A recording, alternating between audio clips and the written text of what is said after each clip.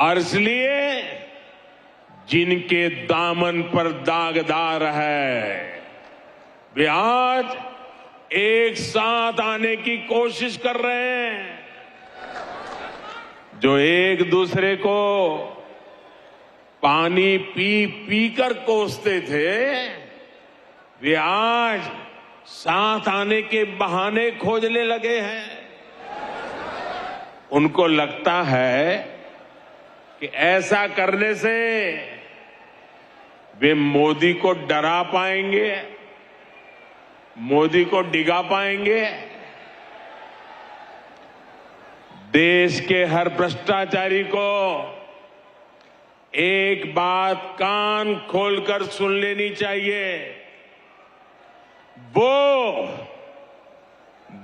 अगर भ्रष्टाचार की गारंटी है तो मोदी भ्रष्टाचार पर कार्रवाई की गारंटी है।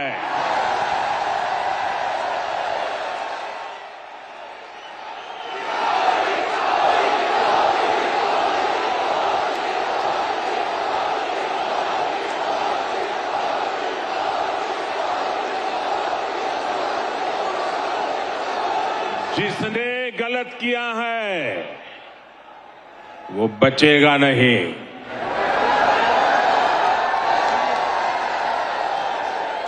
और ये कहने की हिम्मत मैं इसलिए रख रहा हूं क्योंकि मेरे पास जो कुछ भी है वो आपका दिया हुआ है, वो देश का दिया हुआ है।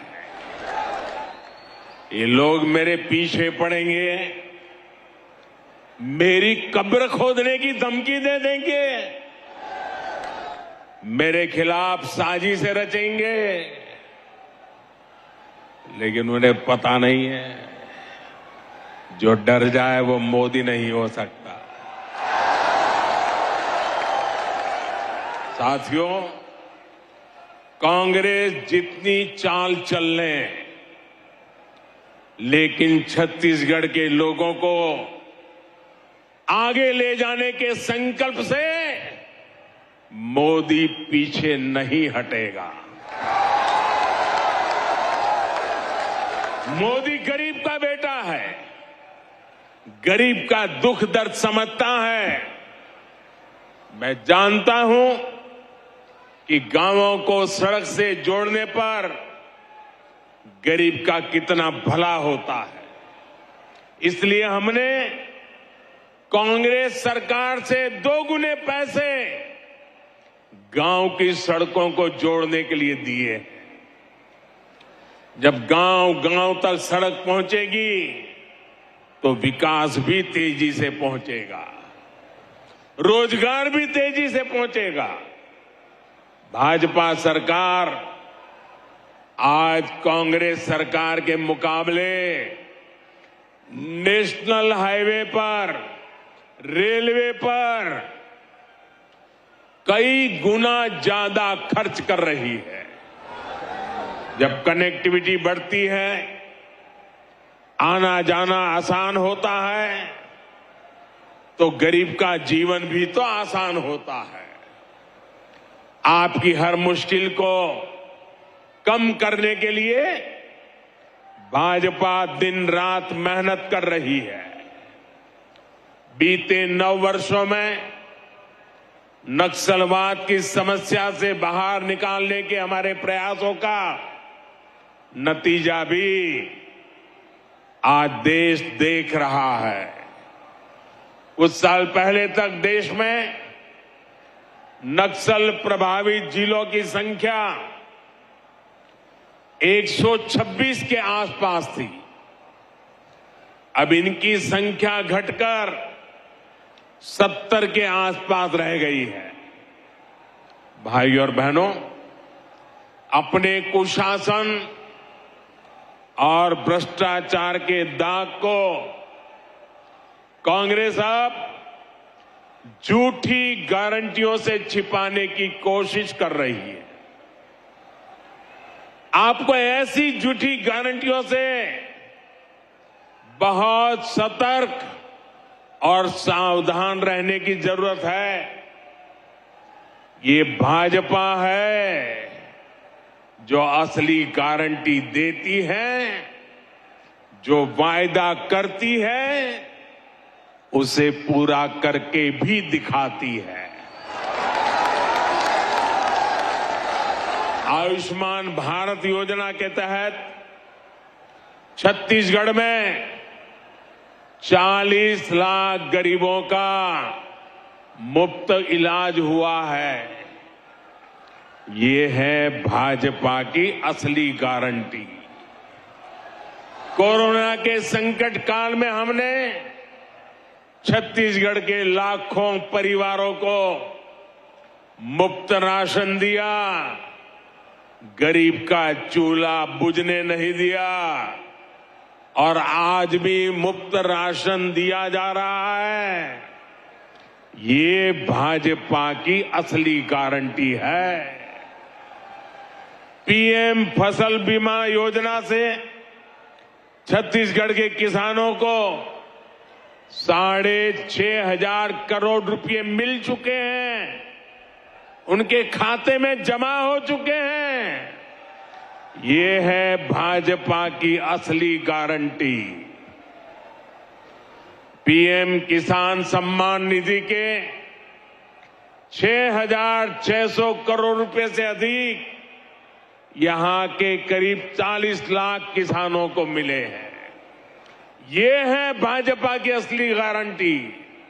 साथियों, भाजपा गरीब की चिंता करने वाली पार्टी है, गरीब का कल्याण करने वाली पार्टी है, लेकिन कांग्रेस गरीब की सबसे बड़ी दुश्मन है। भाजपा सरकार दिल्ली से जो योजनाएं यहां शुरू करवाई, उसमें भी यहां की कांग्रेस सरकार अड़ंगा लगा देती है। प्रधानमंत्री ग्रामीण आवास योजना इसका उदाहरण है। केंद्र सरकार ने छत्तीसगढ़ में गरीबों के लिए 12 लाख घर बनाने की तैयारी की थी। जब तक यहां भाजपा सरकार रही, तब तक तेजी से गरीबों के घर बने, लेकिन जैसे ही कांग्रेस सरकार आई, घर बनाने की रफ्तार पर रोक लग गई। जब यहां भाजपा सरकार थी तो उसने हर साल यहां गरीबों के लिए 2 लाख से ज्यादा घर बनवाए। अब कांग्रेस सरकार यहां एक साल में 1 लाख घर भी नहीं बनवा रही है और पैसे दिल्ली से भेजते हैं। आज यहां पीएम आवास योजना के लाखों घर वेट लिस्ट में हैं, इंतजार की सूची में पड़े हैं। आपके पड़ोसी राज्यों मध्य प्रदेश में गरीबों के लिए बन रहे हैं, महाराष्ट्र में गरीबों के लिए घर बन रहे हैं, लेकिन छत्तीसगढ़ के गरीबों के लाखों घरों को यहां कांग्रेस ने रोक करके रखा है। भाजपा ने यहां गरीबों को पक्की छत के लिए मोर आवास मोर अधिकार का आंदोलन किया है। जहां जैसे ही भाजपा की सरकार बनेगी, गरीब को घर देने का काम तेज किया जाएगा। और मैं उन सभी गरीब परिवारों को कहना चाहता हूं, जो लोग जिनका पंजा आपके भाग्य को कुचल रहा है, ये पंजा हटते ही जिन गरीबों के घर नहीं बने हैं, ये मोदी गारंटी देता है वो गरीब का घर भी बन जाएगा। साथियों, यहां धान की खरीदी को लेकर भी जो खेल कांग्रेस सरकार खेल रही है, वो भी आप लोगों के लिए जानना बहुत जरूरी है। यहां की सरकार धान किसानों को गुमराह करने में जुटी है। जबकि केंद्र की भाजपा सरकार का प्रयास छत्तीसगढ़ के धान किसानों से ज्यादा धान खरीदने का है। यहां धान की जितनी सरकारी खरीद होती है उसका 80% से ज्यादा भारत सरकार के हिस्से का होता है। हमने न सिर्फ धान पर एमएसपी बढ़ाई है बल्कि लाभार्थी किसानों की संख्या भी बढ़ाई है। भाजपा सरकार के प्रयासों की वजह से आज छत्तीसगढ़ धान की खरीद मामले में बहुत आगे निकल चुका है। पिछले 9 साल में भाजपा की केंद्र सरकार ने छत्तीसगढ़ के धान किसानों को 1 लाख करोड़ रुपए से भी ज्यादा दिए हैं। 1 लाख करोड़ से भी ज्यादा। इस साल भी यहां के धान किसानों को 22,000 करोड़ रुपए से ज्यादा दिए गए हैं। ये भाजपा ही है जो यहां के किसानों की मेहनत को समझती है, उनके लिए काम कर रही है। जबकि कांग्रेस सिर्फ और सिर्फ किसानों को धोखा दे रही है, उनसे झूठ बोल रही है। साथियों, कांग्रेस ने जनजातीय समाज को हमेशा वोट बैंक के रूप में उपयोग किया है। कांग्रेस ने जनजातीय समाज को हमेशा साधन और सुविधाओं से वंचित रखा है। छत्तीसगढ़ में हमारे आदिवासी समाज के अनेक समुदाय अपने अधिकारों से वंचित थे। भाजपा सरकार ने ही उन्हें जनजातियों की सूची में शामिल कर उनका अधिकार दिलवाया है।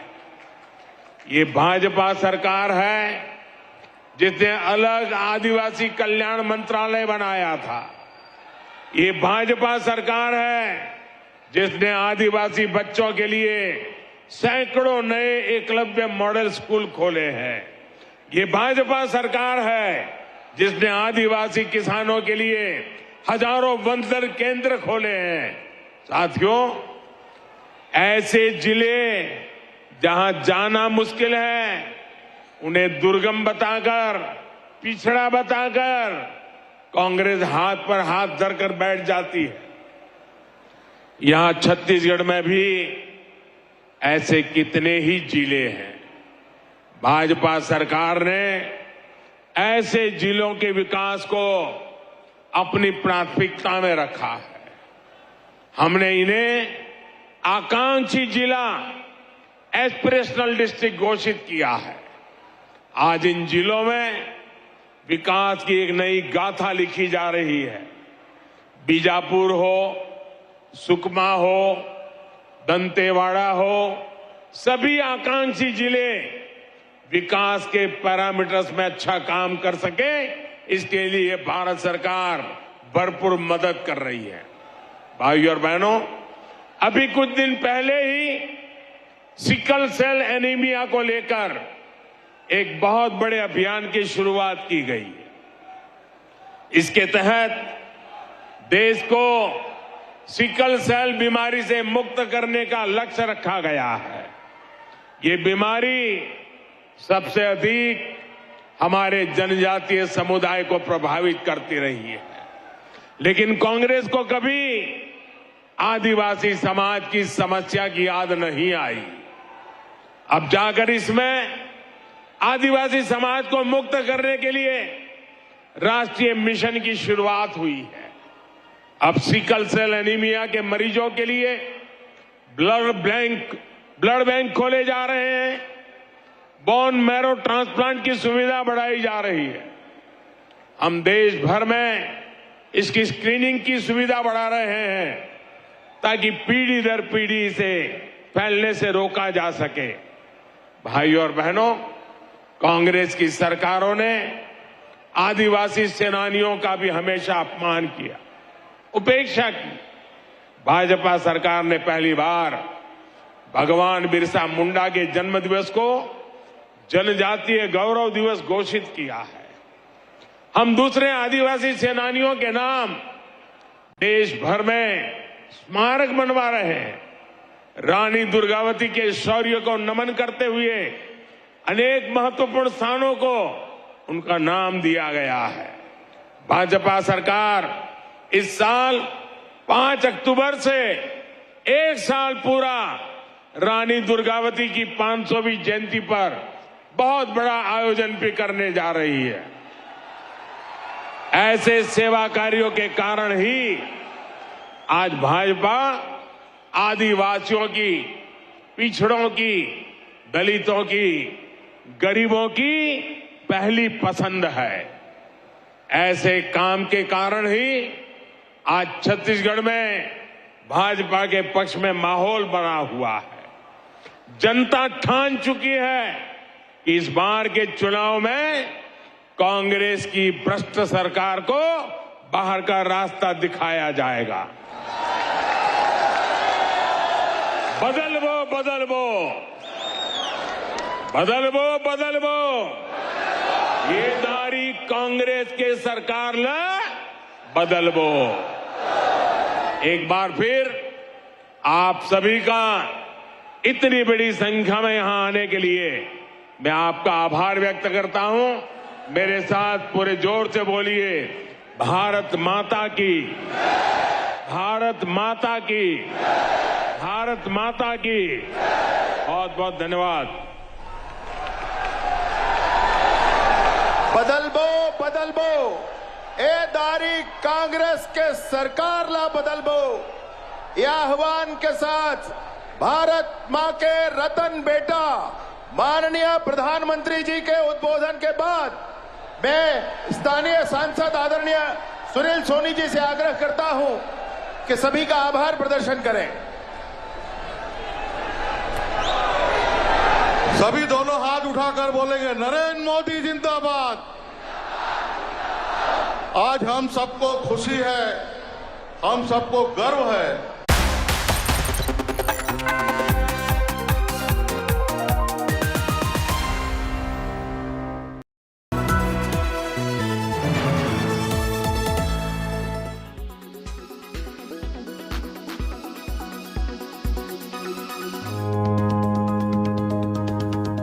Maybe you've succeeded in quitting your regular soda consumption, but diet sodas aren't your alternative.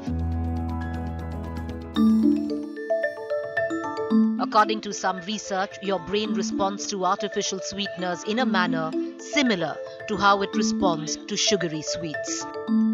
Consuming them frequently could make you want more high-calorie food, increasing your risk of weight gain. The same applies to diet sodas. According to a different study, those who are overweight or suffer from obesity who converted to diet sodas were more likely to eat additional calories from food than those who continue to drink regular soda. Actually, individuals who use diet soda have a greater BMI than those who do not. Diet soda can confuse insulin. Your brain normally associates sweet with calories. In the realm of human physiology, that's a good thing. It drives your body to release insulin as sugar's chaperone to the cells to create fuel. In the past, people assumed this process couldn't occur when we consumed artificial sweeteners because calories don't allow the sweet flavor. Diet soda might alter how your brain responds to sweetness. According to studies, those who drink diet soda exhibit increased brain activity in the region of the brain linked to cravings for foods high in fat and sugar. Diet soda consumption seems to change the reward center of your brain that detects sweetness. This suggests that diet sodas may alter how your brain responds to urges for meals rich in calories. No soda, no diet soda. Then what should you drink instead?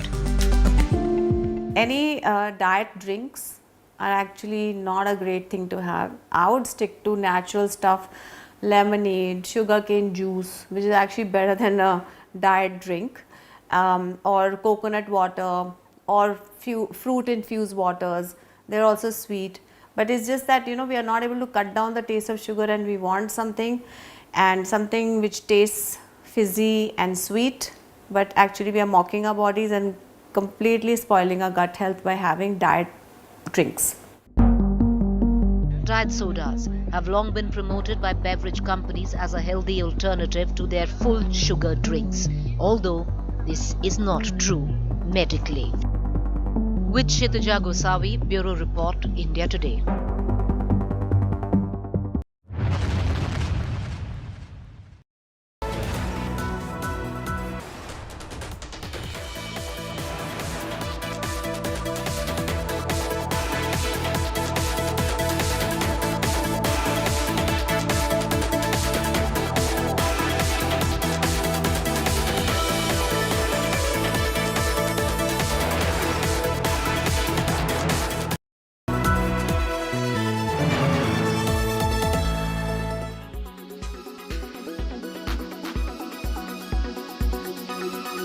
I was just having a conversation with a very old-timer fund manager, mutual fund manager, and he said that the macro story for India is great, but valuations are still not compelling and not challenging, and quite challenging. Would you agree with that, or would you say that it's a good entry point for India now? Yeah, thank you, Dan. Thanks for having me here. Yeah, you actually are absolutely right. I would kind of echo the sentiments. I do believe that the macro story is looking very compelling for sure. Quite confident about 15% plus earnings growth, which is like one of the highest that we've seen, that we will be seeing in any of the major markets globally. So yeah, all that is looking quite well. But yeah, but valuations is definitely sticking out. When the markets corrected earlier in February or so, when the Nifty was at around 17,000, it was looking pretty interesting, but the markets have moved up pretty quickly, up about 10% or so from there.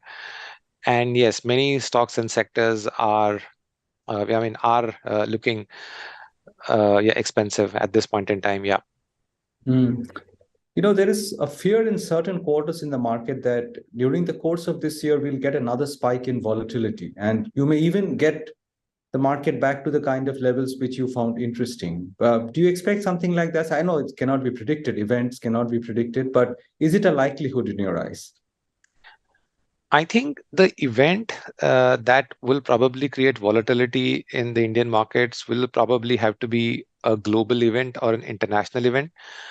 I do not foresee too many negative or let's say big negative events for the Indian markets, which will be domestically caused. My sense is that you will probably see, or you could probably see some volatility created by either some unexpected change, say in the Fed policy, or some other kind of dislocation that might happen in the capital markets globally, or something like that. But as far as the developments domestically go, to me it looks unlikely.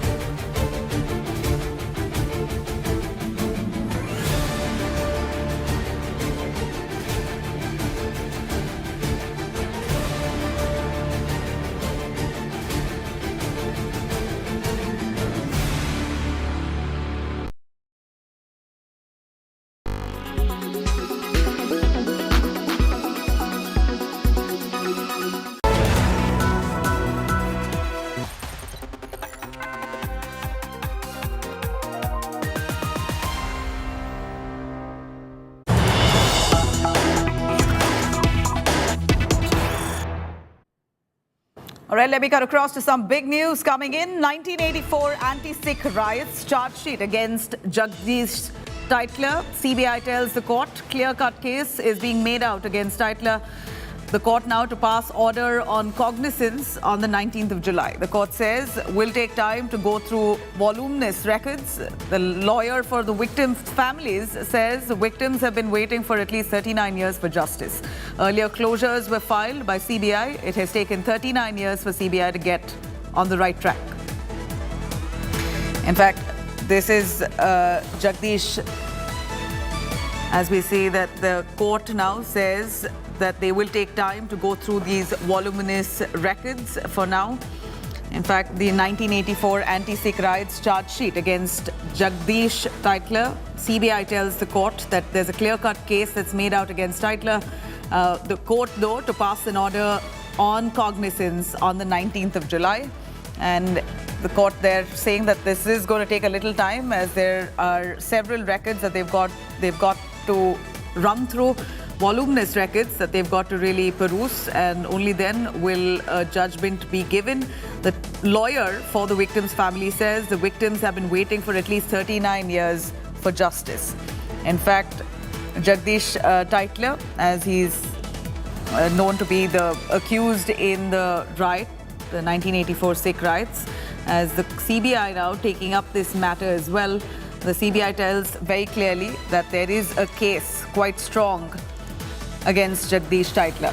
Let me quickly cut across. Joining on the phone line, tracking court for Shrishti Ojha joining us. Shrishti, go on. Tell us a little more about what the court has observed. There are some records, but this has been on for nearly 39 years. Families of those victims really awaiting justice, but it seems like a never-ending legal saga. Well, yes, Nabila, we're talking about the 1984 anti-Sikh riots case. In this particular matter, the CBI had filed a charge sheet with regard to the violence that had taken place in the Pulbanga case back then, when a Gurudwara was set on fire. 3 persons had lost their lives. Jagdish Titler has been made and accused by CBI in its charge sheet. We've seen a few hearings that have taken place before the court earlier. Today, CBI had very clearly told the court that a very clear-cut case is made out against Titler. They have added more statements of some more witnesses in the charge sheet, and there is enough evidence to summon Titler and for the court to take cognizance. The court has, however, said that, as we know earlier, the court had called for all the records, considering this case has been going on for the last few years. The court had sought for all the records, and considering that the records are voluminous, the court has said that it will take some time to go through all the records and the charge sheet, and has therefore listed the case on 19th July. 19th July is when the court will decide on passing order on the aspect of cognizance. Remember, once cognizance of the charge sheet is taken by court, summons will be issued to Jagdish Titler, and once summons are issued, Jagdish Titler will be expected to appear before the court. With regard to the victims and the families of the victims who've also been represented before the court, they have told court that they've been waiting for justice for 39 years. And earlier, on 3 occasions, CBI had, in a way, given a clean sheet where closure reports were filed by CBI in the case against Jagdish Titler. According to these victims and their families, CBI has finally come back on track. It has taken 39 years for them to come on the right track, is what the victim families have told the court today. Now the court will decide on whether to pass order on cognizance and to take cognizance of the charge sheet on 19th of July, and that's when we'll know if summons are issued to Jagdish Titler and when will he be expected to appear before the court. Back to you. All right, the court now also asking for more records, more documents pertaining to the case. It appears that the CBI has very clearly pointed out that there is a strong case against Jagdish Titler, who is a senior Congress leader, arrives at this point, he is an accused in the 1984 anti-Sikh riots. And while the court now says they've got to go through at least a dozen documents that have been presented against him.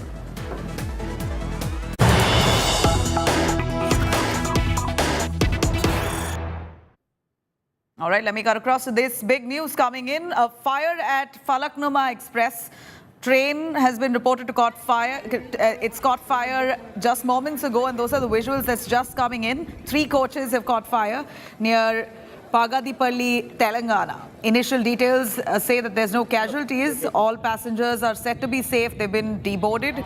In fact, the fire has taken place about an hour ago, which is still ensuing from those train coaches, as we see those images clearly showing fire inside those bogies. This train now that's caught fire, railway officials state the reason is yet to be determined. Casualties, thankfully, has not been reported. No injuries or casualties for now, but soon as the train caught fire, we believe railway officials have deboarded them. The train was traveling between Bengal and Sikandrabad when it caught fire at Pagadipalli near Nalgonda, Telangana. 3 coaches, the S4, S5 and S6 has caught fire. All passengers, as we know, as of now, have been deboarded and alternate arrangements are being made to take them to safer places. At this point, we see the fire still emanating from those bogies. Fire tenders also have rushed to the spot. This is an image coming in of just moments earlier where the train caught fire while it was on its way. What's led to these coaches erupting in fire? The investigation is currently on, but this entire train now has been halted with all passengers deboarded. Apurva joining us, our correspondent from Telangana. Apurva, tell us more on the passengers and their safety. We see the train, the fire really eating up those 3 coaches. So it's quite a severe fire that's erupted. Right, Nabila. In fact, this accident had taken place around 11:30. That's what railway officials do inform us. In fact, 3 of the coaches had caught on fire. That is S4, S5 and S6. This is the Falaknuma Express that was inbound, Hyderabad. It was from Bengal to Secunderabad, and in fact, it had caught on fire. These 3 coaches had caught on fire roughly somewhere near Nalgonda there, Pagadipalli, which is what we are getting to know. Railway officials thankfully state that there hasn't been any casualties reported. As soon as, the passengers on the train had noticed the smoke coming out, all of them had been removed from the train. They had made deboard the train as soon as possible, and there in fact alternate arrangements are also being made. That is what railway officials do tell us. Luckily, there hasn't been any casualties reported, but the cause of the fire, why the coaches had caught on fire, that is yet to be ascertained. That's what railway officials do tell us. They say that an inquiry will be taken into, and they're also saying that thankfully none of the people had been affected in this fire. Alternate arrangements are being made, and as of now, the fire is yet to be controlled. That's what we do know from the preliminary details. Nabila. All right, Apurva, thank you very much for joining us, but highly unfortunate. Thankfully, no casualties reported. Many of those passengers got out right in time. But these are visuals coming in of that very train that was on its way from Bengal to Sikandrabad. Along the way in Telangana, at a point, it caught fire and immediately railway officials were informed. The train was halted, passengers deboarded, and we see the fire raging on. Even as we speak, it's engulfed almost 3 bogies. Thankfully, no casualties or injuries for now.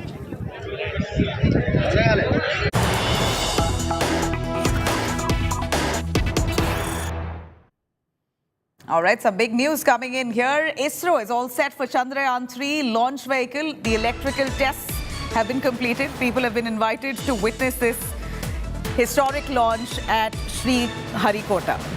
ISRO now all set for Chandrayaan-3. The launch is just about to take place with, of course, people who are keen to watch it being invited for it. ISRO really gearing up for this historic event, the 3rd time around.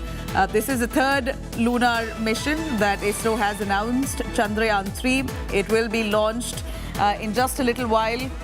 In fact, this is certainly an ambitious project for ISRO. This is their new heavy lift launch vehicle. In fact, this what we know after the failed attempt once, this is yet another round, and it appears ISRO and its officials, its chief more importantly, is super confident of this of the successful landing. Let me cut across to Pramod joining us, who's tracking those developments. Pramod, tell us the excitement around the Chandrayaan-3. Sriharikota, where the launch is going to take place. What time is it? And this time, is the team fully confident and prepared? Definitely the team is fully confident and prepared, and we people who also follow the space research are definitely confident about ISRO's plans, because this is the third plan for the moon, and earlier also we cannot consider the Chandrayaan-2 a complete failure because the actual payload and everything were slingshot. It reached the moon's orbit also. Only the landing, which is an extremely difficult part, because we need to understand that unlike Earth, there is no atmosphere over here, which means the landing should be in a controlled manner. There were some errors, and that has been rectified as well. Somnath claimed that on 14th, earlier he mentioned that the window would be between July 12th and July 19th, and now they have decided to the trip would be on the 14th, and around 2:35 it will the LV-M3 rocket will be launched from the Earth. And the interesting factor is that we are expecting this particular Chandrayaan to reach the moon around August 23rd or 24th, because it's a kind of a beautiful manner by which the actual payload will be using the Earth's gravity, making multiple circles around the Earth in an elliptical manner, through which it's in a kind of using a slingshot pattern. It will reach the moon's orbit, and then it will start rotating around the moon, and then the third aspect will be done over here. So this is definitely going to be a very important event for ISRO. In fact, to tell the factor, not just with Chandrayaan-3, but ISRO is also have they are still working on various other aspects about the manned mission and to the moon. And if ISRO is successful, it will be the fourth country to land on the moon, Nabila. All right, fourth country to land on the moon. Certainly a proud moment for India. Chandrayaan-3 that is all set to be launched in just a little while from Sriharikota. In fact, on the 14th of July is when the launch is going to take place. Thank you very much, Pramod, for joining us. India Today slips into a very short break. We'll be right back with a lot more coming up on the other side.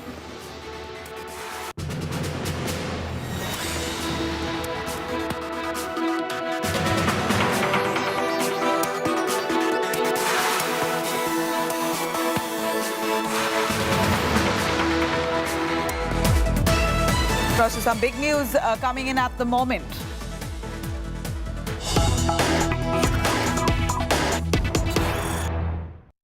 Right, protests have erupted in Patna, Delhi as well as in Chennai over Gujarat High Court's order on Rahul Gandhi. The Gujarat High Court's order where it does not give relief to Rahul Gandhi. We see protests that have just erupted in Chennai, in Patna as well as in New Delhi. This comes, of course, after the setback that Rahul Gandhi received. What we know is that Rahul Gandhi, who was convicted by court and sentenced to prison for 2 years in Gujarat on March 23rd for his speech during the 2019 Lok Sabha campaign, the Gujarat High Court, it appears, has not given him relief. Let me quickly cut across to Aditya joining us from Patna. Aditya, tell us a little more on the Congress workers now launching a protest. We are seeing some of the visuals coming in from Chennai. Yeah, go on. Well, exactly, Nabila. As far as Bihar Congress is concerned, you can clearly see in the visuals that the workers of Bihar Congress have assembled here at Income Tax Roundabout, and they are led by Shakil Ahmed Khan, who is the leader of the Congress party delegation in Bihar Assembly. And you can clearly see in the visuals that effigies have been burnt and also large-scale protest has been conducted. We'll try to talk to some local congressmen and try to understand what their entire protest is about. किस बात का विरोध कर रहे हैं? पूरा देश Gujarat high court से श्री राहुल गांधी जी की याचिका खारिज होने के बाद दुखी और मर्माहत है कि एक जननेता को किस प्रकार से गुजरात सरकार द्वारा केस को मजबूत करके, झूठे केस को मजबूत करके फंसाया जा रहा है। न्यायालय पे मुझे भरोसा है, उच्चतम न्यायालय के खिलाफ हम सर्वोच्च न्यायालय जाएंगे। राहुल गांधी को न्याय मिलेगा, क्योंकि राहुल गांधी जनता के साथ है और जनता राहुल गांधी जी के साथ है। इसीलिए हम कह रहे हैं राहुल गांधी संघर्ष करो, देश तुम्हारे साथ है। राहुल गांधी जी ने ठाना है देश को बचाना है। So you can clearly see in the visuals, Nabila, that the party workers out here are clearly irate after the ruling has come, but then they are actually avoiding to make strong statements against the court, but then they are holding it right that they are actually getting the entire legal standing evaluated and they'll take the entire case to a superior court. Nabila. You're in Patna at the moment. I should tell our viewers that there is protest also happening simultaneously, even in the national capital, Delhi, as well as in Chennai.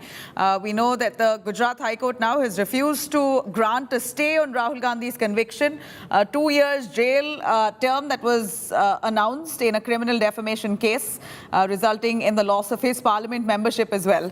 Mashmi joining us for more, who tracks the Congress for us. Mashmi, please give us an understanding on the Congress's next action. As we know, this has come as a big setback for Rahul Gandhi and team. The Congress says that they will take it further, but what are the legal options do they have at this point?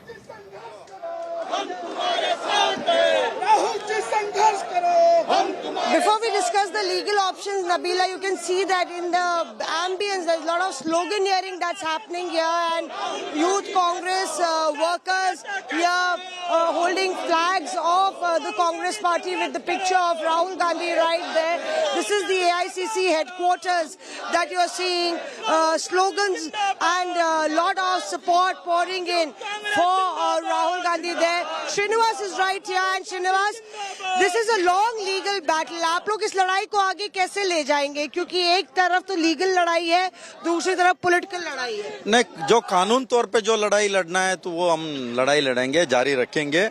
और सड़क में भी जो बेरोजगारी है, जो corruption है, जो अभी मध्य प्रदेश में 50% हुआ, मूर्ति को लेके जो करप्शन हुआ है, तो उसको लेके लड़ाई लड़ेंगे। राहुल गांधी संसद के बाहर है, क्या इसको मुद्दा बनाएंगे? देखिए, पूरा देश का जनता राहुल जी के साथ खड़ा है। हम सारे कार्यकर्ता है, उनके कार्यकर्ता है, हम भी उनके साथ साथ में खड़ा है और लड़ाई लड़ने का काम करेंगे। उस पर कोई ये नहीं है। जब राहुल जी के इन लोग ने भारत जोड़ो यात्रा के बाद राहुल जी के ऊपर इतना डर हो गया, तो क्या क्या ये सारी एपिसोड क्यों हुआ, कैसे हुआ, जो पार्लियामेंट में जो 20,000 करोड़ आते ही ये सारी डिस्क्वालीफाई से लेके हर चीज हुआ, तो ये देश का जनता भी सारे एक एक चीज को नजर से देख रहा है। जो बदला लेगा, तो कर्नाटक में इनको सबक सिखाया, इतनी बड़ी झटका लगा, तब भी इनको अकल नहीं आ रहा है। अभी आने वाला 5 राज्य है, वहाँ का जनता इनको सही सबक सिखा देगा। आप लोग के लिए झटका है क्या कि राहुल गांधी बाहर रहेंगे? अभी तो राहत नहीं मिली है हाई कोर्ट से। सुप्रीम कोर्ट में उम्मीद है, सुप्रीम कोर्ट में यही मैंने बोला, कानून तौर पे हमने लड़ाई लड़ने का काम हम करेंगे।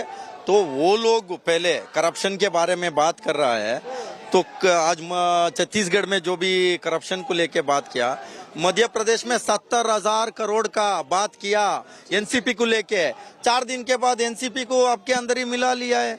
तो सफाई वही से स्टार्ट हुए, मध्य प्रदेश है, इनका सारे रूलिंग स्टेट है। So here you are, they are saying that they'll respond politically, and you know कितने राहुल रोकोगे, हिंदुस्तान राहुल गांधी है, such kind of slogans there, you know, because public support and emotional card is what the Congress is banking on in this legal fight to amplify its support as far as, you know, the upcoming Lok Sabha elections and the persona and personality of Rahul Gandhi is concerned, Nabila. You know, looking at this issue legally, there have been cases like this in the past that have been dealt with quite differently. Rahul, with the Gujarat court not granting him any relief or refusing to issue a stay, this is possibly the harshest punishment for a member of parliament that we've seen in recent times.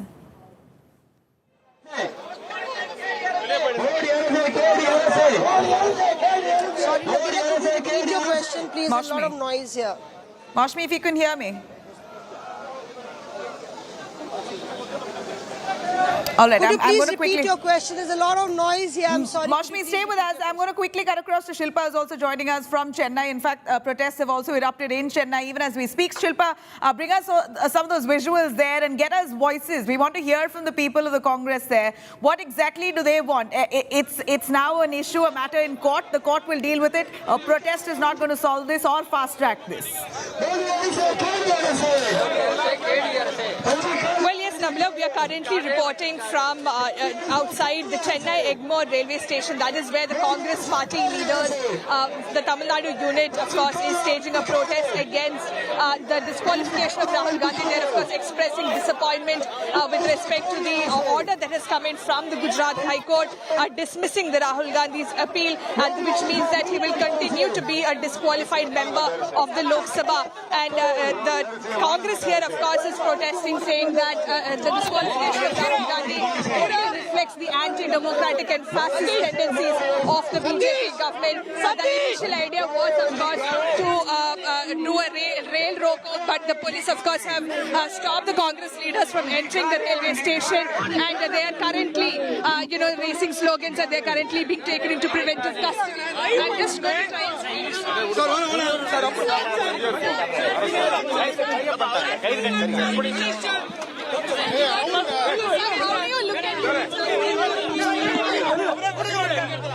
and of course is the Tamil Nadu Congress chief K.S. Alagiri. He's being now taken into the police bus because they've been raising slogans against the BJP government.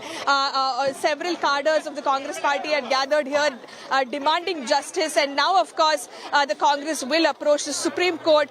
We are expecting a briefing to take place in New Delhi in some time from now regarding what is going to be the Congress's future course of action as far as Rahul Gandhi's disqualification is concerned.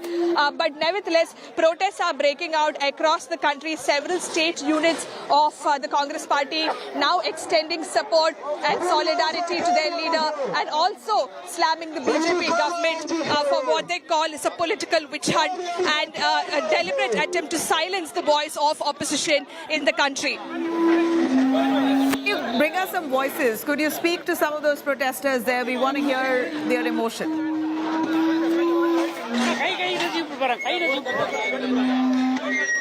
Well, yes, Nabila, at this point, all of them are being taken into the police van. That is the reason why we are finding it a little difficult to speak to them. But the slogans that they were raising, of course, was against the BJP government at the center, saying that it is political witch hunt by the BJP. And they, of course, trying to say that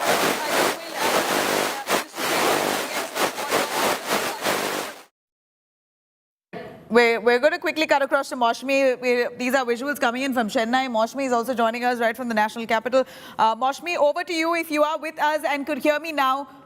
Yeah, go on, please bring us voices. We see people right behind you. What's the Congress's sentiment? A protest is not going to resolve the matter. The matter is now in court. And we also see very closely that this is possibly the harshest punishment given to a member of parliament in recent times for a comment that he's made. Rahul Gandhi!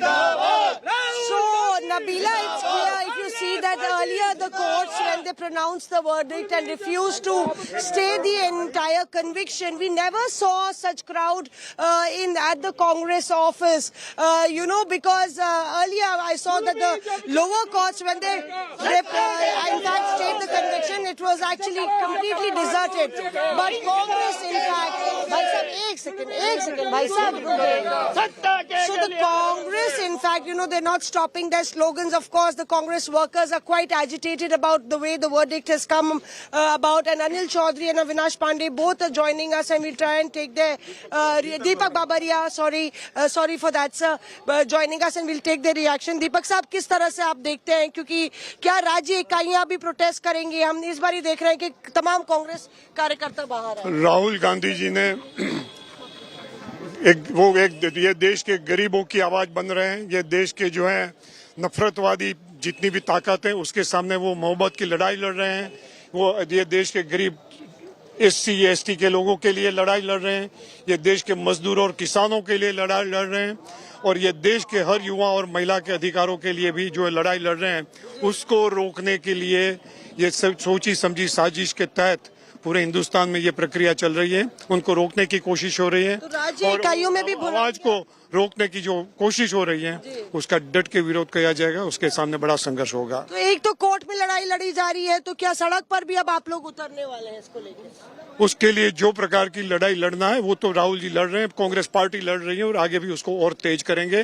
वो सोचते हैं कि ये इनके इस प्रकार के कदमों से कांग्रेस पार्टी काउ डाउन हो जाएंगी, राहुल जी डर जाएंगे। मैं समझ रहा हूँ कि they are living in fool's paradise. So he's been assigned the charge of Delhi, and of course Anil Chaudhary is also joining us. Anil, how do you see this entirely panning out in Delhi, especially?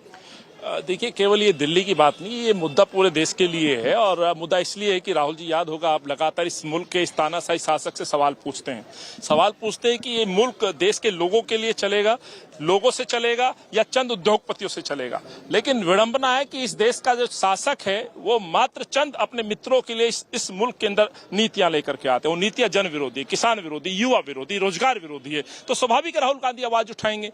तो आज बेशक से मैं कह सकता हूं ये दुर्भाग्यपूर्ण फैसला है, कोर्ट पर मैं टिप्पणी नहीं करूंगा, लेकिन राहुल गांधी की आज आवाज को दबाने की जो प्रयास किए जाएंगे वो प्रयास में ये कभी सफल नहीं होंगे, क्योंकि ये लड़ाई राहुल गांधी की नहीं है, ये लड़ाई कांग्रेस की नहीं है, लड़ाई इस मुल्क के उन लोगों की है जो इस सरकार से संतुष्ट नहीं है और वो वर्ग राहुल गांधी को अपना प्रिय नेता, अपना बेटा और अपनी आवाज समझते हैं। Nabila, clearly the Congress calling its state units from Delhi, Haryana and all the neighboring states to in fact pour in terms of support for Rahul Gandhi. Well, this is what we've seen right from the start. A complaint against Rahul Gandhi of any kind. We see the entire machinery of the Congress out on the streets protesting, calling this injustice. Well, the matter is now in court. And what's important to note here is that the court, while also hearing the case, has also observed existing 10 other additional defamation complaints against Rahul Gandhi and refuses to stay his conviction. I'm going to slip into a short break. A lot more on this on the other side. Do stay with us.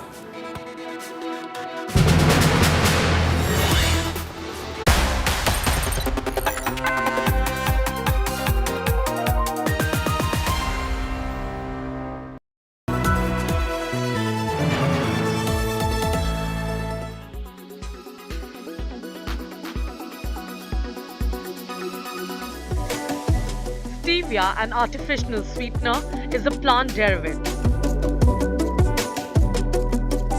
Why is it being advised against? Is that the question on top of your mind? Well, that certainly is the question that many experts are asking. Stevia, being derived from a plant, has generally been considered to be safer than the synthetic sweeteners. In fact, some studies show that stevia can help improve glucose tolerance. There are some studies which have shown that stevia can help lower blood sugar as well as blood pressure. So people who are consuming medications for diabetes or hypertension or are on diuretics must consult a professional or a doctor before consuming stevia, and they must also regularly monitor their levels. It is to be noted that stevia falls in the category of sweeteners advised against by the World Body. But monk fruit extracts, which hardly is used in India, does not. Some experts say a blanket advisory was the need of the hour. Others do not agree. Guideline has very clearly defined what is a non-sugar sweetener, and stevia is a part of it. So we cannot single out stevia. So there, as I said earlier, there are many non-sugar sweeteners. We very commonly used are aspartame and saccharin and now stevia, sucralose. All are part of the guideline. The evidence is studied for all of them. So stevia is equally harmful, I would say. Some experts say some amount of confusion has been created with the new guidelines from the World Health Organization. Stevia is a natural plant, right?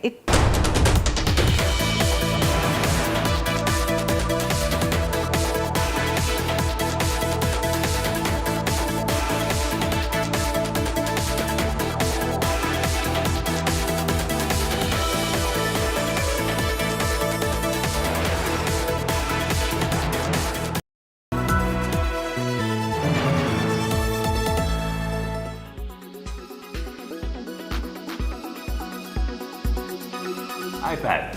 Get yourself an iPad. Well, you want to get an iPad Air maybe? iPad. I think you should get an iPad. I think you should get the iPad Pro if you're being really luxurious. No, an iPad Air or an iPad 9 generation for you. Well, that used to be my standard default response if anyone asked me whether they should pick up a new tablet and which one it should be, because there wasn't much competition from the Android guys. But then a few weeks ago, we saw the OnePlus Pad, exclusively a first look and a review on Tech Today. And we were in the Delhi studio with the team, and all of us with the colors on that, the output and the performance, mind equal to blown with what OnePlus had done with its tablet. And then every time there's a revolution coming, well, you need a captain of the ship, but it's nice to have, well, 2 pilots in the cockpit. And what if I told you that I just found my second pilot to drive the Android tablet revolution forward, the Xiaomi Pad 6. And honestly, the iPad has a lot of competition with this monster.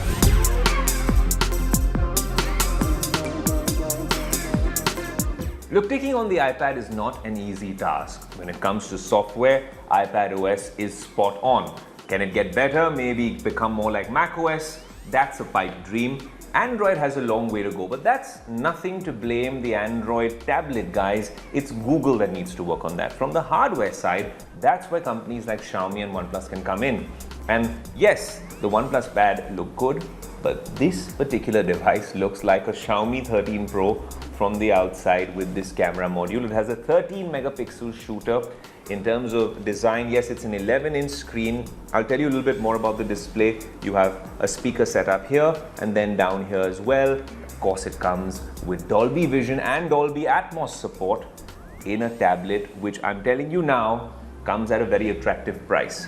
But if you're taking on the iPad, no fingerprint scanner or Touch ID, and of course, no headphone jack in the Pad 6.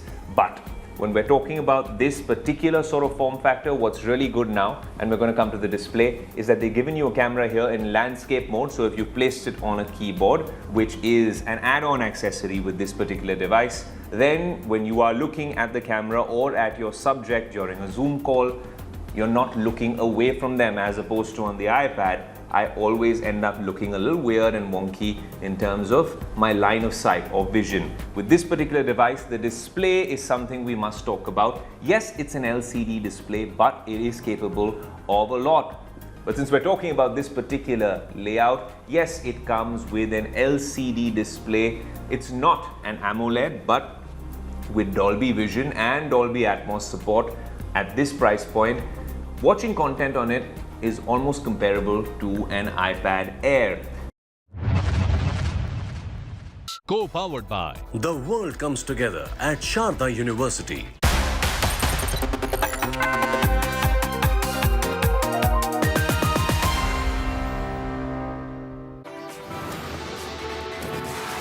Right, a very good afternoon. You're watching India Today. I'm Nabila Jamal. Our top focus here, Rahul Gandhi, the former MP, really pushing for the conviction in a defamation case to be stayed. The Gujarat High Court now refuses to stay the order. More on that right after the headlines. Rahul Gandhi receives a big blow at Gujarat High Court now. Says cannot stay conviction. In fact, they've refused to entertain the plea itself. Rahul Gandhi now remains disqualified as Member of Parliament. The High Court, in fact, observes that refusing stay won't result in injustice. After Gujarat High Court refuses to stay Rahul's conviction, the Congress now crying foul, calls it travesty of justice. Meanwhile, the Congress slams US ambassador over Manipur remark after Grassetti offered to help in the Manipur situation. The Congress asks why interfere in our internal affairs. Never told the US that when there have been mass shootings that they should take a lesson in gun control from us, or we can help them or show them the path as to how gun control needs to be done.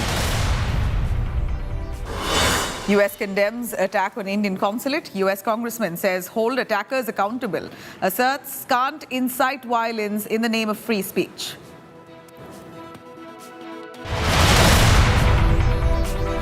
After launch of Twitter alternative Threads app, Musk threatens to sue Meta over unlawful misappropriation of Twitter's trade secrets and IP.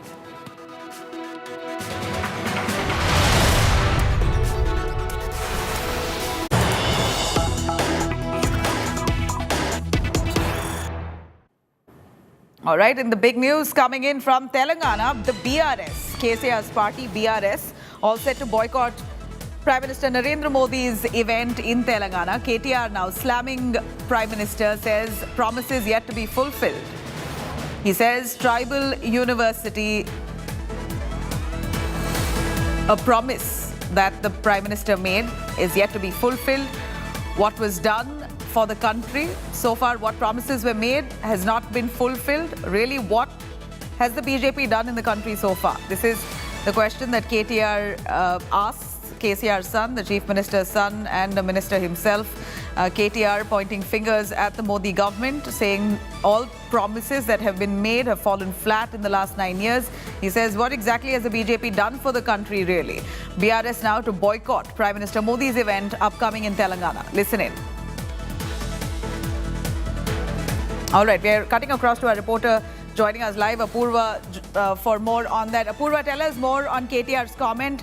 Give us the significance of Prime Minister Modi's event in Telangana. We know that elections are fast approaching, barely a few months for Telangana to go to polls. Of course, this is political optics, and it was expected that BRS will not be party to it, to this Prime Minister's meet.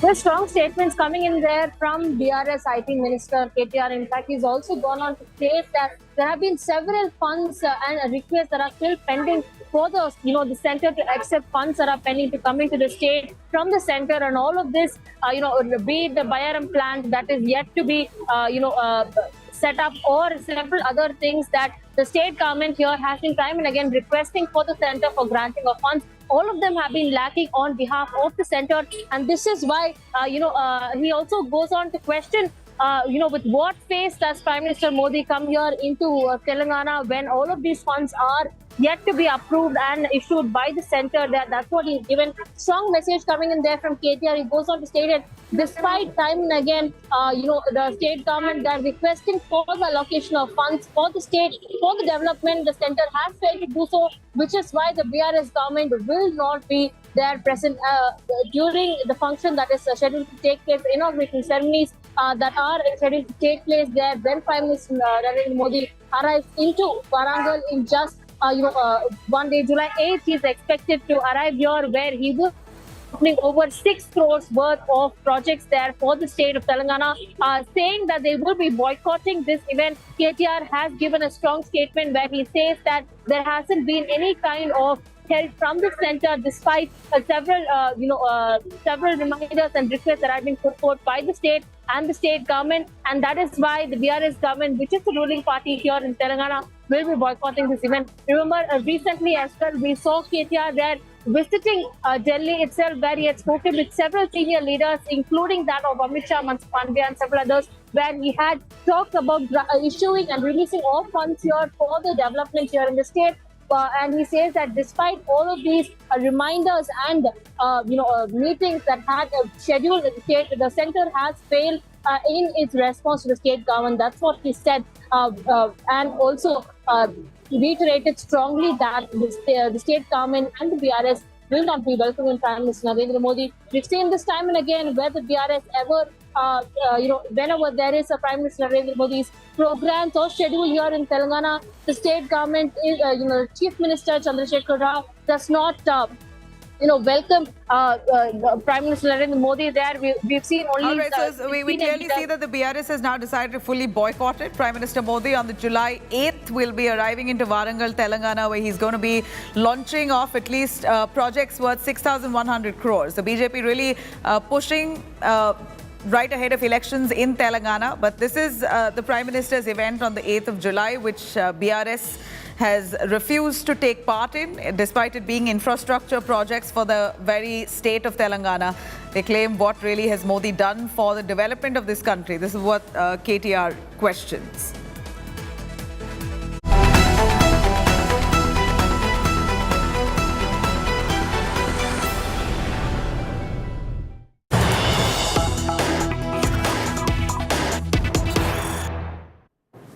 All right, now Priyanka Gandhi, Rahul Gandhi's sister, has reacted to the Gujarat High Court's verdict. She says, Rahul fighting the battle of truth. Priyanka says the battle is in front of an arrogant power.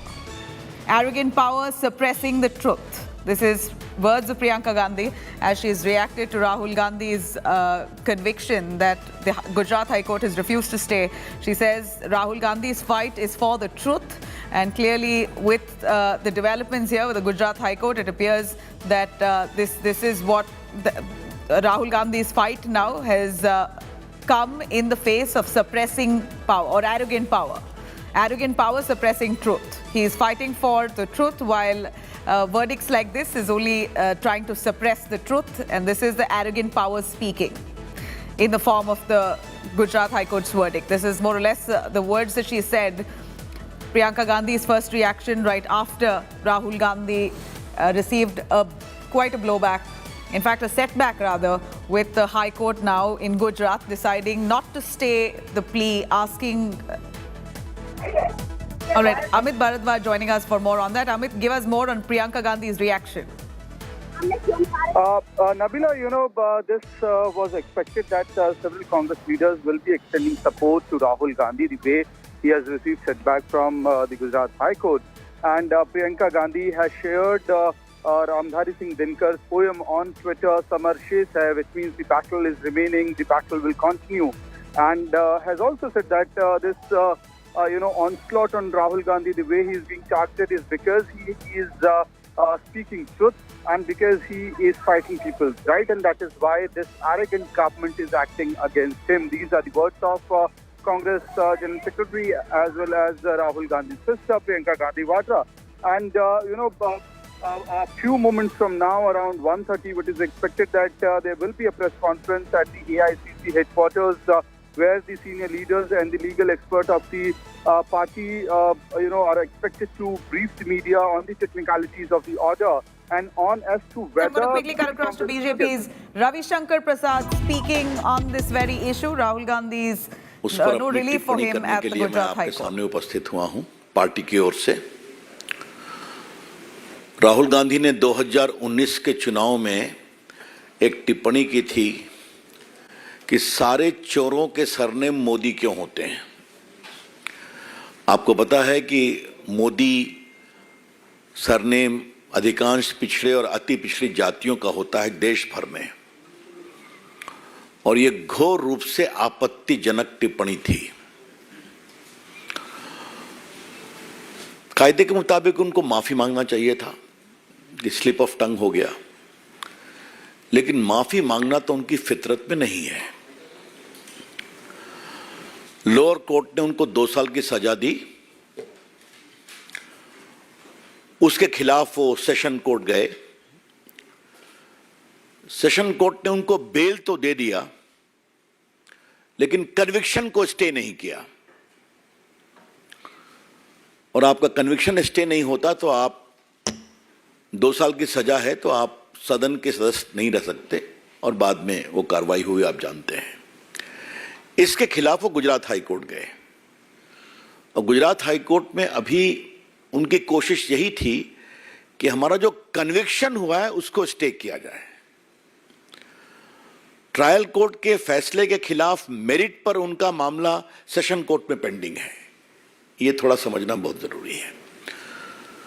तो उन्होंने ये आग्रह किया कि हमारे conviction को stay किया जाए, और आज गुजरात हाई कोर्ट ने बड़ा ही विस्तृत ऑर्डर दिया है, और उन्होंने उनके इस प्रेयर को रिजेक्ट कर दिया है। बाकी टिप्पणी तो जजमेंट हम देखने के बाद विस्तार से आपको बताएंगे, आपको भी मिलेगा, अभी लोड नहीं हुआ है।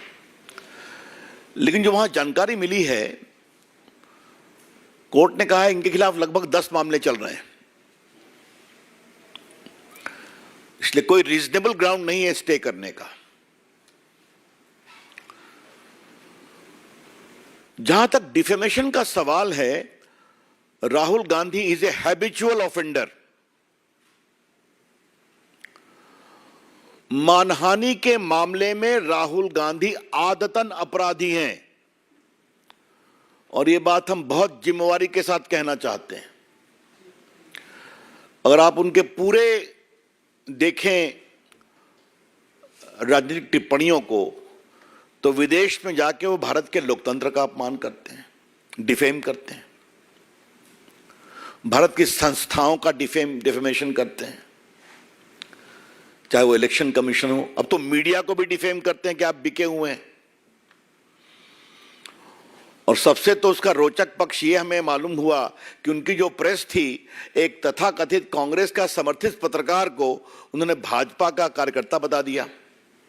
ये आपने लाइव देखा होगा टीवी पर, और कहे तुम कमल छाप का बैज लगा लो, और बाद में ये भी कहा कि तुम्हारी हेकड़ी निकल गई, तो अब तो वो पत्रकारों को भी नहीं छोड़ते हैं। वो जेएनयू जाते हैं और टुकड़े टुकड़े गैंग के साथ खड़े हो जाते हैं। वो सेना के बारे में खून की दलाली की बात करते हैं। अभी मैं भाजपा की बात नहीं कर रहा हूं। इन्होंने राफेल पर देश में चौकीदार मैं बोल नहीं सकता हूं क्या कैंपेन चलाया, और बाद में भारत की जनता ने जबरदस्त जवाब दिया। सुप्रीम कोर्ट ने कहा कि यह बिल्कुल ठीक है, तो उन्हें सुप्रीम कोर्ट के निर्णय की भी आलोचना की, और जब कंटेम्प्ट शुरू हुआ तो माफी मांगा। संघ से तो लगता है राहुल गांधी इतना नफरत करते हैं कि गांधी के हत्यारे रहे हैं, उसके खिलाफ डिफेमेशन चल रहा है। तो लगभग 7-8 डिफेमेशन केस चल रहा है उनके खिलाफ, और ये तो उन्होंने ओबीसी का सीधा अपमान किया। पहली बात हमें पूछनी है कांग्रेस पार्टी से, आज आप राहुल गांधी को कंट्रोल क्यों नहीं कर सकते? उनको ठीक ठाक बोलने की ट्रेनिंग क्यों नहीं दे सकते? आपके नेता है ना वो। अगर इसी ओबीसी मामले में वो माफी मांग लिए होते तो मामला खत्म हो गया आपका। और याद करिए, सूरत के ट्रायल कोर्ट ने उनसे कहा कि आप माफी मांगेंगे, उन्होंने माफी मांगने का अवसर भी दिया था। तो उनकी टिप्पणी क्या है? I am not Savarkar that I will apologise. एक महान देशभक्त वीर सावरकर, जिसने 11 साल अंडमान में गुजारे, उसके बारे में कितनी नफरत है उनके दिल में, ये समझिए आप। तो सावरकर के पोते ने भी एक केस किया है। वीर सावरकर को उन्होंने विदेश में भी अपमानित किया। तो अपमानित करना, बेइज्जत करना, एब्यूज करना राहुल गांधी की फितरत है। I repeat, it has become a chronic habit of Mr. Rahul Gandhi to abuse, to defame, and almost showering the worst kind of abuses against eminent leaders and organizations. So Mr. Rahul Gandhi, if you do like this, the law will catch up with you.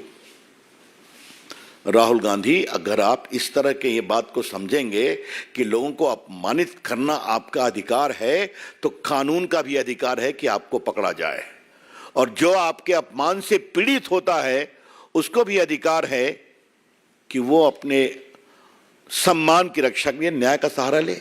ये तो पूरी कहानी है। इसमें न कोई freedom है, न कोई बोलने की आजादी है। कोई कैसे कह सकता है कि सारे चोर का सरनेम मोदी कैसे होता है? क्या मतलब है इसका? कुछ भी बोल देंगे आप। मुझे मालूम है हमारे प्रदेश बिहार में बहुत सारे मोदी उत्तर भारत में अति पिछड़े परिवार से आते हैं, यूपी में आते हैं, गुजरात में आते हैं, देश में बाकी जगह पर हैं। तो you have no control on your tongue कि आप कुछ भी बोल देंगे। और जब आपको कोर्ट ने कहा कि राहुल गांधी जी आप माफी मांगेंगे, तो साहब आप सीधा, मैं सावरकर नहीं हूं कि माफी मांगूंगा। This is, I would say, irresponsible arrogance, गैर जिम्मेदार अहंकार है। किसी को अपने गुणों पर अहंकार हो सकता है।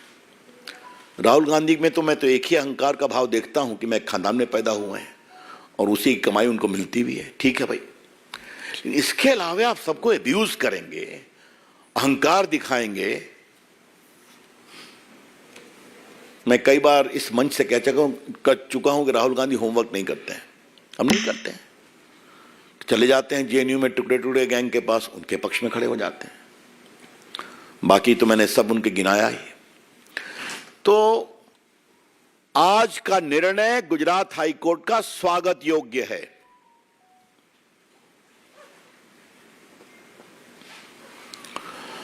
एक एक मैं और बात कहना चाहता हूं, और ये मैं कानून के छात्र के रूप में कहना चाहता हूं। अभी प्रायोजित टिप्पणियां कांग्रेस की ओर से आएंगी, आ सकती हैं कि इतना हार्श पनिशमेंट क्यों दिया। तो हमारा जवाब है, इतना हार्श ऑफेंस क्यों किया? कोई पहली बार किया क्या? Mr. Rahul Gandhi, your conduct has disentitled you from getting any remission as far as sentence is concerned. Court ने तो आपसे कहा था आप माफी मांग लीजिए, विषय को खत्म करिए, तो उस पर तो आपने और, तो इसलिए अगर आज 10 केस आपके खिलाफ चल रहे हैं तो चले। तो इसलिए ये निर्णय उचित है। अब वो जाएं, सुप्रीम कोर्ट जाने की मैं खबरें सुन रहा हूं, ठीक है, उनका अधिकार है। लेकिन ये जो विधि सम्मत निर्णय आया है, ये उचित निर्णय है। और इसमें राहुल गांधी के सिर्फ यही नहीं, राहुल गांधी के डिफेमेशन के संबंध में पूरे आचरण को भी नोटिस किया गया है। क्योंकि आपको मालूम ही है कि अगर आपके खिलाफ केस होते हैं तो judicial proceeding is a matter of record, वो तो नोट हो सकता है। हाँ, तो अपनी ओर से मित्रों, मैंने कुछ विषय आपको बताया। कोर्ट ने एक बार कहा है कि राहुल के खिलाफ कम से कम 10 क्रिमिनल केस पेंडिंग है। इसके अलावा उनके खिलाफ कुछ और केस फाइल किए गए हैं। एक तो वीर सावरकर के पोते ने दायर किया है, जो अभी वो हाल में विदेश में उन्होंने उनको टिप्पणी किया। और कोर्ट ने कहा है कि परिस्थितियों के आलोक में सजा पर रोक लगाने का कोई विषय नहीं बनता है, और सूरत के सेशन कोर्ट के आदेश में हस्तक्षेप की आवश्यकता नहीं है। Therefore, the High Court has taken into account the totality of situation and his conduct and said it is not a case fit for a stay of conviction. ये बात मैं आपसे कहना चाहता हूं। बाकी तो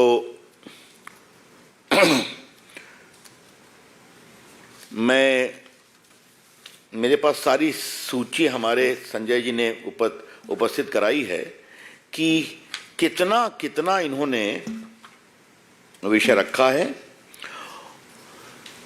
कि इनके खिलाफ क्या क्या चल रहा है। वैसे ओबीसी लोगों का अपमान करना कांग्रेस की फितरत है।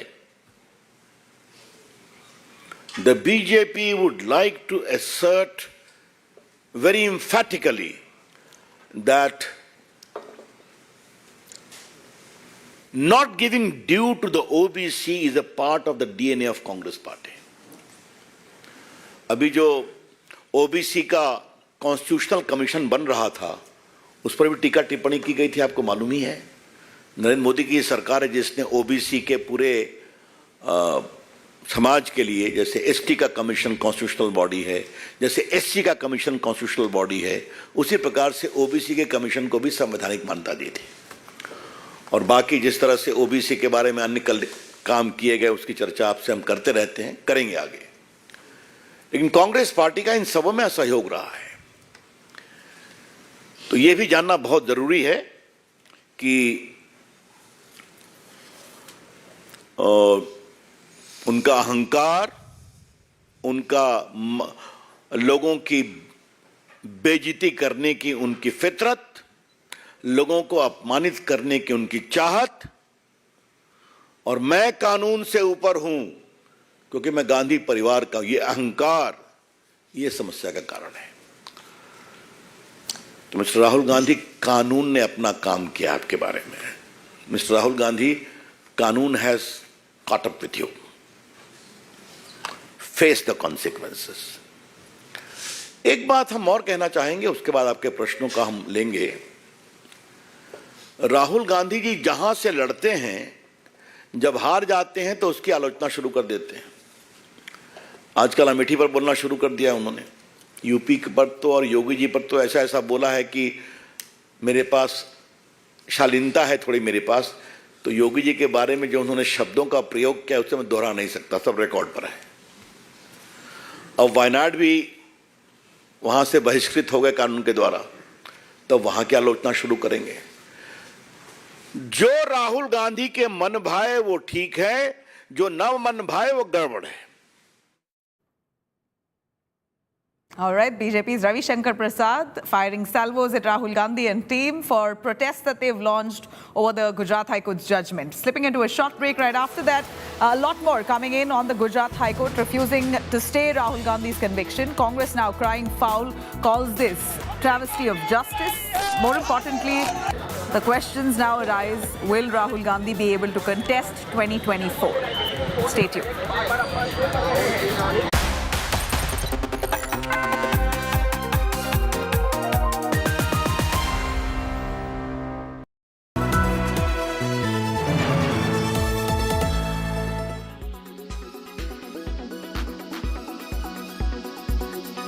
How do you see Arvind compared to some of your peers like a Raymond or an Aditya Birla fashion? I mean, you're not doing exactly the same thing, but your models are not dissimilar.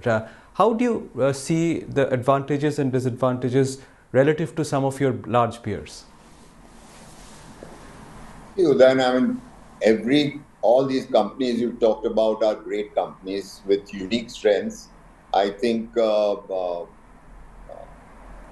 as Kumar Birla is trying to make it into a very large kind of play. He's acquired so many brands. He's exactly gone the other way. We have curtailed our portfolio. He's extended his portfolio. He has signed up so many iconic designers from India. He's signed up with international brands. He's got a retail format. So he's really expanding the kind of portfolio. So he's playing a very different kind of game. As far as Raymond is concerned, I think the occasion wear and the ceremonial space, I think they are almost like a monopoly, like they are the Xerox of the ceremonial space. And the ceremonial space is doing pretty well in India. I think people do spend for marriages and occasions. So they are in a sweet spot. I mean, again, Raymond has a whole portfolio very similar to ours. Like we have separated all these businesses, but they have an identical portfolio sitting within Raymond. So they have an engineering firm, we have an engineering firm, they have a real estate firm, we have a real estate firm, they have a brands portfolio, we have a brands portfolio. They are into from fiber to garment and servicing customers. So we also are in that, but they have a much larger B2C presence, and we are more a B2B company, with, of course, Arvind being the third most recognized brand after Raymond's and Sierra in the B2C space. So we are opening the Arvind shops, and we are selling fabrics and RMG under the brand Arvind. So that is also growing pretty fast. Our B2C business is almost 1,000 crores now.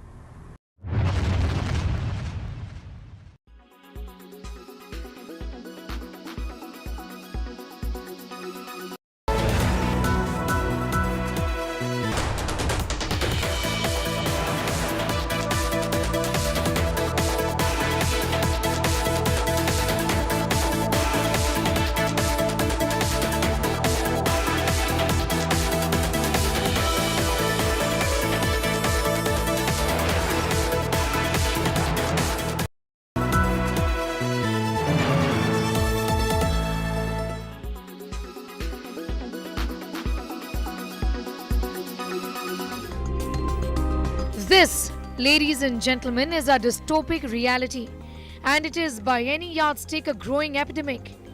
We are all hooked. Admit it, deny it, and this means serious trouble. We are slaves to our gadgets. The addiction has not even spared the young ones.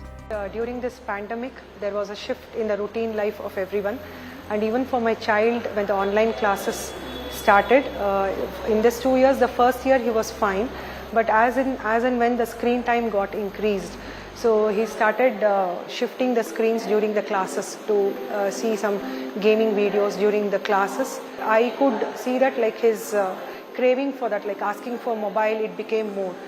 He used to become arrogant, sometime aggressive, and later it started being physical. Maybe like screaming, it may be screaming or hitting the walls, something like that, behavioral changes. Is this how people around you behave all the time? Their heads down into their phones, the relationship with the gadget not broken even during meal times.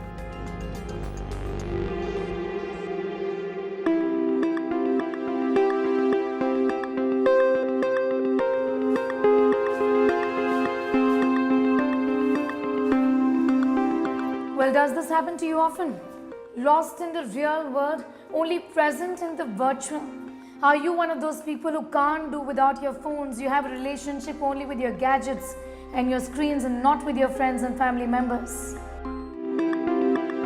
Therapy and de-addiction to recover from technology addiction is fast catching up in India, given the situation we found ourselves in.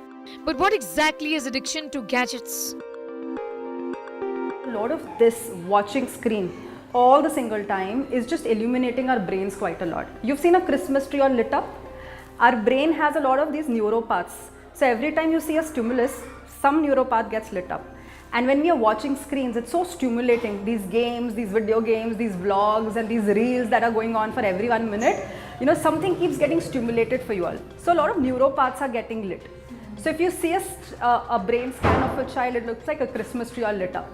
So it becomes very difficult for someone with such an excited brain to cool themselves down, to calm themselves down. So yes, this is an epidemic.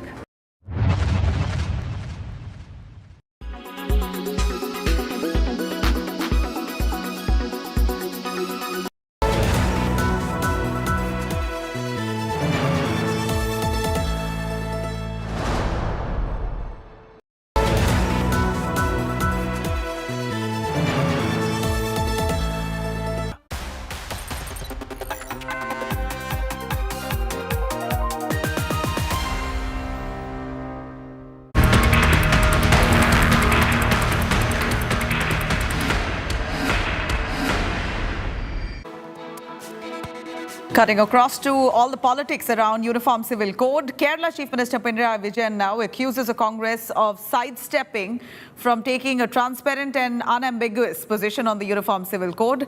Vijayan says the Congress had yet to shed its uncertainty on the centre's move to trample on personal laws governing Muslim marriage, divorce, adoption, inheritance and charity.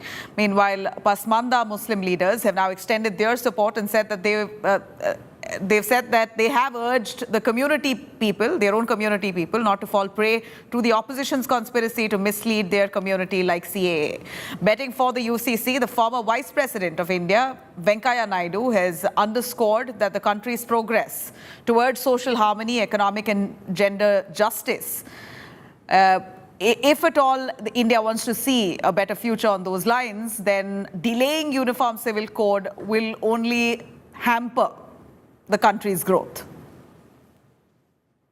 ये समय नहीं है, अभी हमारा समाज उस मनस्थिति में नहीं पहुंचा है कि सारे देश के सारे नागरिक अपनी पारंपरिक प्रथाओं को और कानूनों को छोड़ के एक किसी कानून में बंध जाए। क्या विश्व में ईसाई धर्म, इस्लाम धर्म, हिंदू धर्म, अन्य धर्म, बौद्ध धर्म, जैन धर्म, सिख धर्म, ताओ, चाइना में अलग प्रथाएं हैं, सब मिलके हम एक धर्म बनाने को तैयार हैं? नहीं है। वही स्थिति यूसीसी की है। Now BJP is doing it, insisting it, because this is their urgent need. Next election, if they win, they have their life tonic is communal division. So because of the next Lok Sabha election, they are raising it, fanning it. Whether they do or not, I do not know.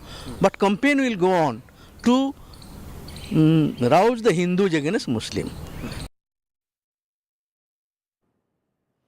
All right, the Uniform Civil Code, Pinarayi Vijayan says that the Congress has not been very stern against the Uniform Civil Code.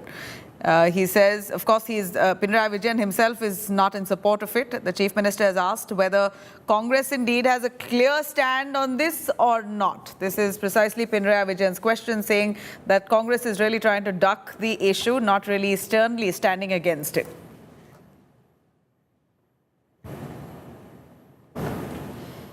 All right, I'm quickly cutting across to Shibi Mol, our reporter who's joining us from Kerala. As heavy rains lash the southern part of India, Kerala particularly being the worst affected. Shibi Mol is right there. Met Department has said that there could be some respite in Kerala from heavy rains. Situation still remains difficult for locals there.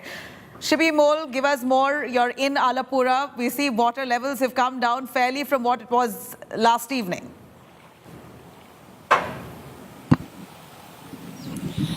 Exactly, Nabila. The water levels have come down because it's not been raining heavily since yesterday evening. Like IMD predicted, IMD had said that from today onwards there will be a reduction in rainfall. In the coming 2 days, the monsoon will weaken is what the IMD has predicted. Today, no district is on red alert, but the water logging still continues in many places, especially in Alapura, because Alapura is surrounded by a lot of canals and rivers and lakes. And right now we are in this particular spot where the houses here are full, all the houses here are waterlogged because it's closer to a canal, and the water in the canal is overflowing and entering the houses here.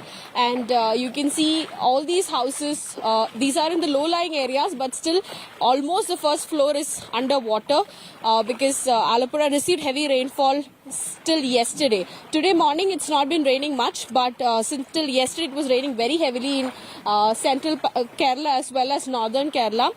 Today Kannur and Kasaragod had received heavy rainfall is what we are understanding, but in central Kerala for the water logging to be for these houses and people to be free from water logging, it will take some time because it should stop raining completely for these areas to be completely free from water logging. The problem here is with the people having difficulty in commuting from one area to the other. And of course, but the state government and the IMD has said that caution should be there, like people needs to be careful at least for the next 2-3 days also. Even if the monsoon starts weakening, caution should be there, especially people living closer to water bodies, especially seas also. People have been asked to shift from there and return to their homes only after it's ensured that situation is back to normal. All right. Thankfully, situation is now just about calming down. The Met Department says maybe the worst is over. Shibi Mol has really been wading through those knee-deep waters, showing us all the best images. Shibi, thank you very much. Hope you enjoy your day and you're safe. I'm going to cut across to all the top developments coming in on the monsoons that's affected regions across India. Heavy rainfall continues to lash Gujarat due to heavy water logging in Nadiad. A car that was stuck at an underpass there. Visuals showing there people struggling to move it from that spot. 4 people really haggling to maneuver that very vehicle. Fire brigade team finally had to drop in and help in this rescue mission.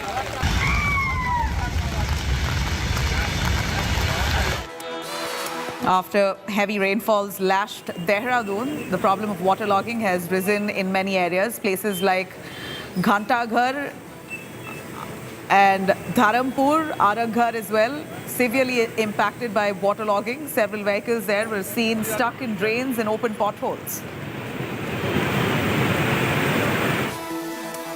In Haryana's Fatehbad, after heavy rainfall, water entered shops, inundated several localities. Roads have been waterlogged due to incessant rainfall. Following heavy rains, the flood situation in Kerala's Kuttanad has worsened. Visuals can be seen there where a team of Kerala firefighters, the rescue service teams, have helped in evacuation there from many low-lying parts of those areas.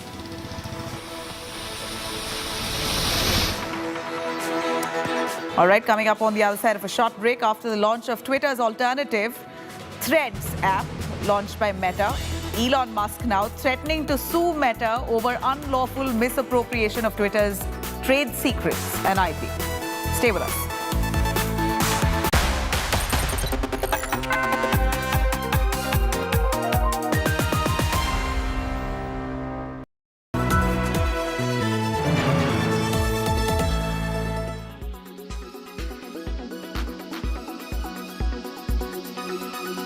Amit, what is the amount of money that you have sort of put into the entire business? How large is it today? And what is the inventory that you have that is to be sold? So look, as I said, we have contributed the historical land, so to speak, because as I have maintained all along, and even in that article, that we have been sitting right there during the COVID time, cash flow positive on this project. Even we took a debt on the second project, but even there also the cash flow generation has been far higher. If you are selling the building to the tune of 80%, your ability is always a milestone collection, and our collection milestones are achieving very quickly. So we do not see a challenge of getting the money back from the customers. So when we get the money from the customers, it enables a cash flow positive. So therefore, what our contribution is primarily on the land, and initially we have put some small money. However, now inventory, when we talk about, in the first two projects, as I mentioned, 80% is sold, so only 20% is left. On the third project, as we speak today, I think close to 30% has been sold, and we are looking anything between in the next 2 years to sell another 30-40% of that. So now practically we are already sold out for the various projects. Now we have already signed a joint development agreement in Bandra, which we should be launching over the next few months. Now the whole growth story for the real estate business, because Thane is still an finite land. We have 60 acres to more, but you need to expand. And real estate is not a business only to monetize land. It is a business, core business for us, and that is why we did the demerger. So you will have a real estate pure play and you have a lifestyle pure play. Now in real estate, we are partnering with various people, as our board has taken two primary decisions. One, we will not put money behind the land. We will not buy land at all. And we will not move out of MMR, because it is much better to stay in this region. You have a better grip, you can monitor closely and manage things better. So now we are getting enough and more JDA projects. One is already signed, and I think few are on an advanced stage of discussion, and that will give us a good opportunity.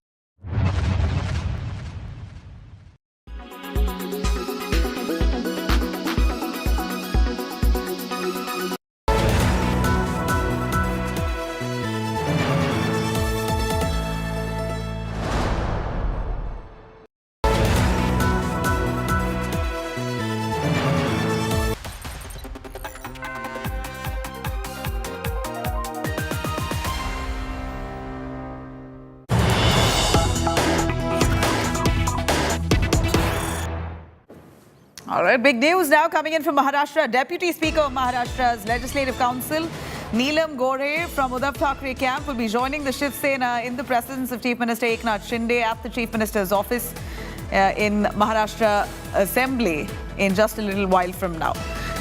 This is, of course, come as a setback and an embarrassment right at a time when the Uddhav Thackeray Shiv Sena are really trying hard to retain his party. The Uddhav Thackeray itself retaining his party attempts, they're fully falling flat, as now one of his own members, the Deputy Speaker of the Maharashtra Legislative Council, Neelam Gore from the Uddhav Thackeray camp, all set to join the Eknath Shinde camp at the Chief Minister's office in Maharashtra Assembly in a little while from now.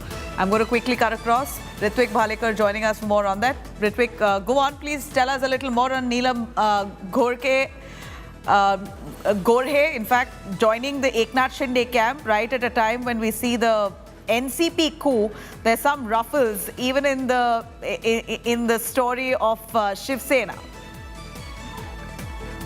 Yes, the timing of this joining party of Deputy Speaker of Maharashtra Legislative Council, Neelam Gore, with CM Eknath Shinde is crucial, because right now the meeting was convened to finalize the schedule of the upcoming monsoon session, and also Aditya Thackeray, Anil Parab, the senior leaders of Uddhav camp, are right now in Vidhan Bhavan, that is Maharashtra Assembly, for the meeting.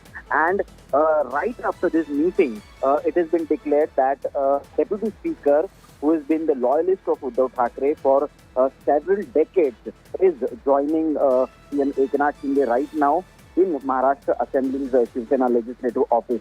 So this comes as a shocker, not just a setback, and it will also help CM Eknath Shinde's Shiv Sena and BJP to move around the number game in Maharashtra Legislative Council, because till now Maha Vikas Aghadi comprising Uddhav's camp, Congress and NCP was having an upper hand and majority in Legislative Council house. But now when the numbers are slipping from Uddhav camp with Deputy Speaker joining CM Eknath Shinde, Shiv Sena Uddhav camp might lose the opposition leader post also, and it might be claimed from Congress later.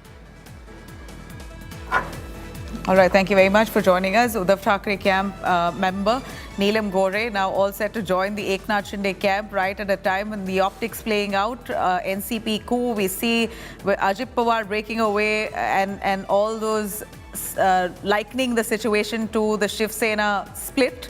We see another member of the Shiv Sena, Uddhav Thackeray camp, now joining hands with Eknath Shinde camp.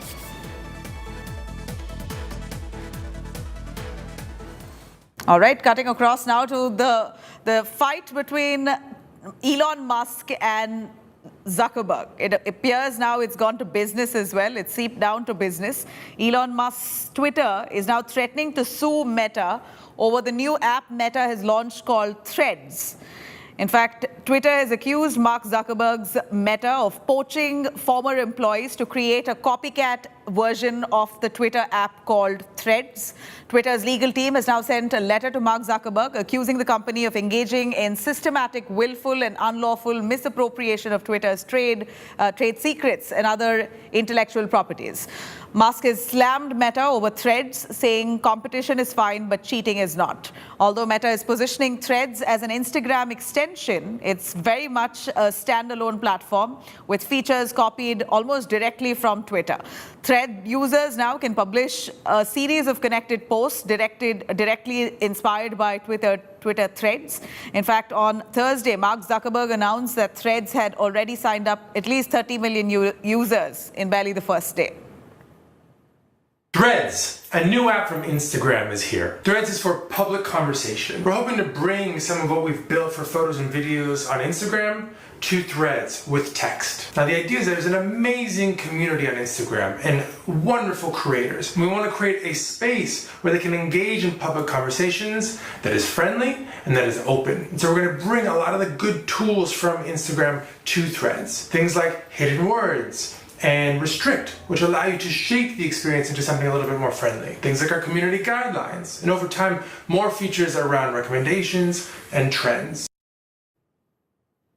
All right, now Meta has finally launched Threads, the app, which is a direct rival to Twitter, ramping up the rivalry between billionaires Mark Zuckerberg and Elon Musk. On Threads, people can post text, links, and reply to messages and even repost them. Very similar to what we see on Twitter, just how Twitter does. Threads is the biggest challenger yet for the Elon Musk-owned Twitter, which he bought for a whopping $43 billion. The much-anticipated battle between tech billionaires Elon Musk and Mark Zuckerberg has started. Zuckerberg has made the first move by launching a Twitter rival app called Threads. Instagram's text-based conversation app called Threads is now available for download for both Android and Apple users globally. Threads, just like Twitter, will allow users to post threads on the app and reply to others, all of which will be visible on your timeline. Threads also allows text up to 500 characters, links, pictures and videos up to 5 minutes in length. Meta has made it easy for Instagram users to join the new app by linking the two and allowing them to just port over.